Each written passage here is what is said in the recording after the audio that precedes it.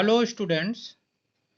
आज हम class 12th UP board और सीबीएसई बोर्ड में जो रिप्रोडक्शन इन ऑर्गेनिजम्स हैं उनके बारे में पर चर्चा करेंगे।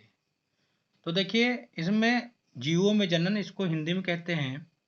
पृथ्वी पर उपस्थित समस्त जीवों का एक निश्चित जीवन चक्र होता है। जीवों में जन्म के पश्चात वृद्धि होती है, नंबर 1। नंबर 2 परिपक्वता होती है, नंबर 3 रिप्रोडक्शन होती है। ये 3 प्रोसेस अवश्य देखी जाती है।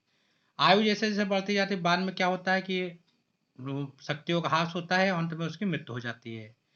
मृत्यु जो है वो जीवन चक्र की अंतिम प्रावस्था होती है। मृत्यु के पश्चात जीवों के अपघटन से क्या क्या निकलता है? देखो, कार्बन मिलता है, हमें हाइड्रोजन मिलता है, नाइट्रोजन मिलता है, फास्फोरस मिलता है और सल्फर मिलता है। ये 5 तत्व मिलते हैं जो मुक्त होते हैं, और इन पदार्थों का चक्रण जीवित और अजीवित पदार्थों के मध्य चलता रहता है। अर्थात चाहे जीव जो भी जीवित हों या अजीवित हों, उनमें ये पदार्थ पाए ही जाते हैं। कोई भी जीव अमर नहीं है। प्रत्येक जीव की एक निश्चित जीवन अवधि है, ठीक है। और ये जन्म से जो मृत्यु तक की जो समय अवधि है, इसी को हम जीवन काल कहते हैं, ठीक है। जैसे ये अलग अलग हो सकती हैं। जैसे जीवाणु का जीवन काल कुछ घंटों से कुछ दिनों तक है, जबकि बरगद के वृक्ष का अगर जीवन काल हम कहते हैं तो वो सैकड़ों वर्ष का होता है। यहाँ पे आप देख रहे हैं कुछ कुछ यहाँ पर जीवन काल, जैसे हाथी का देखिए 75 वर्ष दिखाए हैं, ड्रोसोफिला का 30 वर्ष दिखाए हैं, कुत्ते का 15-16 वर्ष दिखाए हैं, कछुआ का 200 से 250 वर्ष ये जीता है। तितली जो है 1 से 2 ही सप्ताह होती है जीती है। धान जो है 3 से 4 माह होता है। गेहूं का 4 से 4.5 माह होता है। गुलाब का क्या होता है? 5 से 7 वर्ष होता है। मगरमच्छ का 60 वर्ष होता है। घोड़ा का कितना होता है? 50 वर्ष होता है। पीपल का 2000 वर्ष होता है, ठीक है। तो ये जीवन चक्र हैं, यानी जीवित हुए और इनकी मृत्यु, संभावित जो मृत्यु है वो 2000 वर्ष में होगी। अब आते हैं हम इसके सबसे महत्वपूर्ण चैप्टर पे, ठीक है। जैसे इसमें क्या क्या चीज महत्वपूर्ण होती है, क्यों जरूरी होता है, what is the reason behind it. तो यहाँ पर आप देख रहे हैं ये जीवन जनन है। जनन के बारे में अगर हम बात करें तो आप देखते हैं कि इसमें आनुवंशिक पदार्थ क्या होता है, एक पीढ़ी से दूसरी पीढ़ी में ट्रांसफर होता है, ठीक। मेन मेन इसका जो मतलब जीवन जनन परिचय है, उसमें जनन द्वारा ही आनुवंशिक पदार्थ का स्थानांतरण एक जीव से दूसरे जीव में होता है। और विभिन्न जीवधारी वो भिन्न भिन्न विधियों द्वारा जनन करते हैं, ठीक है। जैसे जीवाणुओं में जैसे बैक्टीरिया जो होते हैं उनमें अलैंगिक जनन होता है, ठीक है। आबिद बीजी पौधे जैसे इसमें बड़े बड़े पौधे होते हैं, जैसे आम का, पीपल का, वो आबिद बीजी कहलाते हैं। उसमें जनन लैंगिक जनन होते हैं। परंतु सभी प्रकार के जनन में कुछ मूल समानताएं होती हैं। क्या क्या होती हैं? नंबर 1, सभी आरएनए, प्रोटीन्स और अन्य जैव रसायन का संश्लेषण होता है। नंबर 2, डीएनए का द्विगुणन होता है। नंबर 3, कोश का विभाजन होता है। नंबर 4, कोशिकाओं में वृद्धि होती है। नंबर 5, जनन इकाइयों का निर्माण होता है। नंबर 6, जनन इकाइयों के संयुग्मन द्वारा, सेनगैमी द्वारा नए जीवों का निर्माण होता है। अब आते हैं, देखिए जनन का उद्देश्य क्या होता है। जनन मतलब reproduction, objective of reproduction. Number 1 होता है जात की निरंतरता, यानी जनन द्वारा ही जीवों में पीढ़ी दर पीढ़ी निरंतरता बनी रहती है। जात की वृद्धि होती है। समष्टि, जिसको पॉपुलेशन कहते हैं इंग्लिश में, उपस्थित जीवों में जनन द्वारा एक जात के जीवों की संख्या में वृद्धि होती है। समष्टि का संगठन, देखिए यहाँ पॉपुलेशन दिए है समष्टि का। तो जनन द्वारा समष्टि से विभिन्न अवस्थाओं एवं आयु वर्ग के जीवों में निरंतरता बनी रहती है।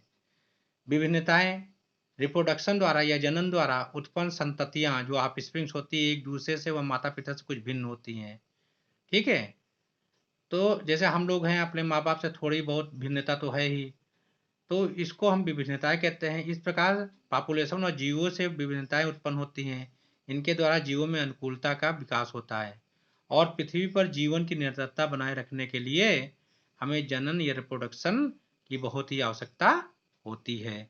ये 5 प्रकार के आपको ऑब्जेक्टिव लिखना है अपने एग्जाम में।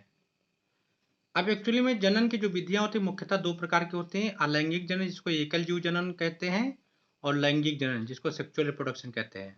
अलैंगिक जनन में क्या है, ये बहुत ही सरलतम विधि होती है।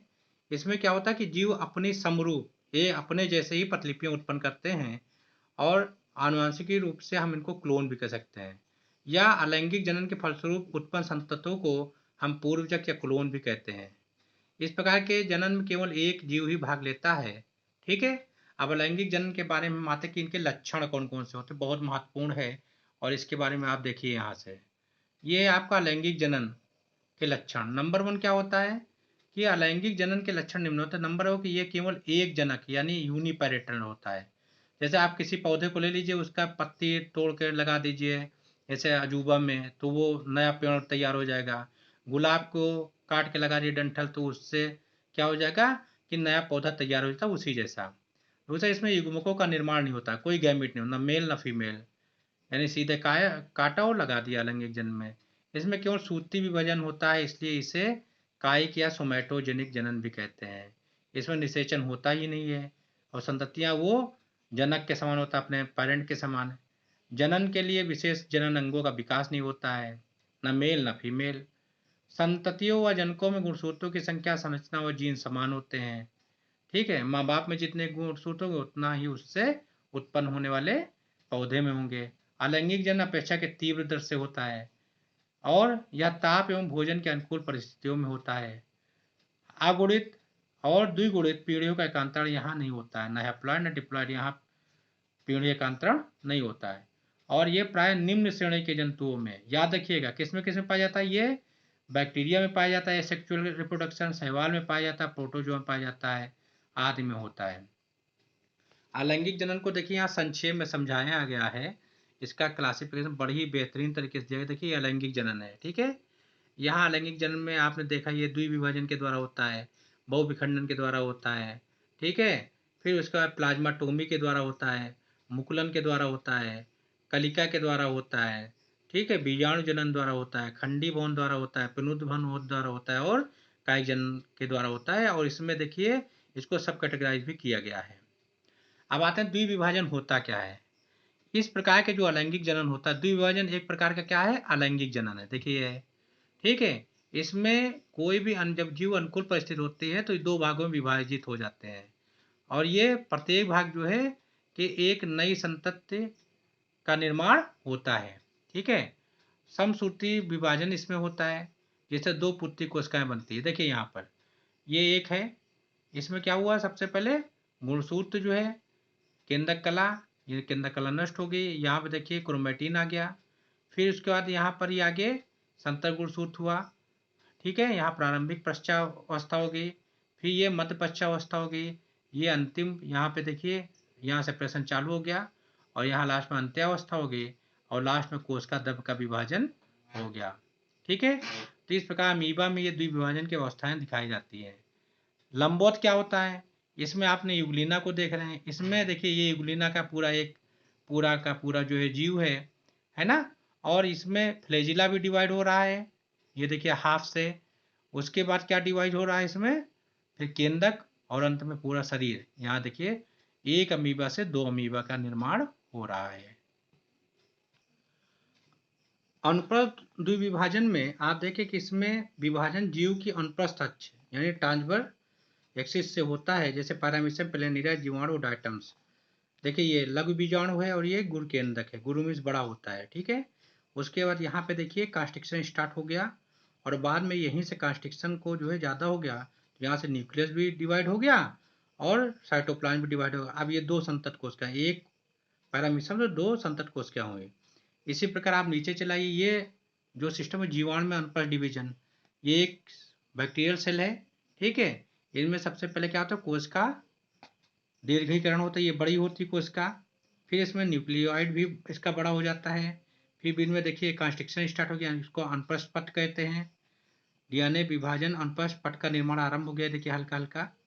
उसके बाद ये और ज़्यादा गहरा जाता है, और लास्ट में यहीं से सेपरेशन हो जाता है, यानी केंद्रक भी हो गया डिवाइड, और साइटोप्लाज्म भी। ये जो प्रक्रिया होती है जीवाणु की होती है।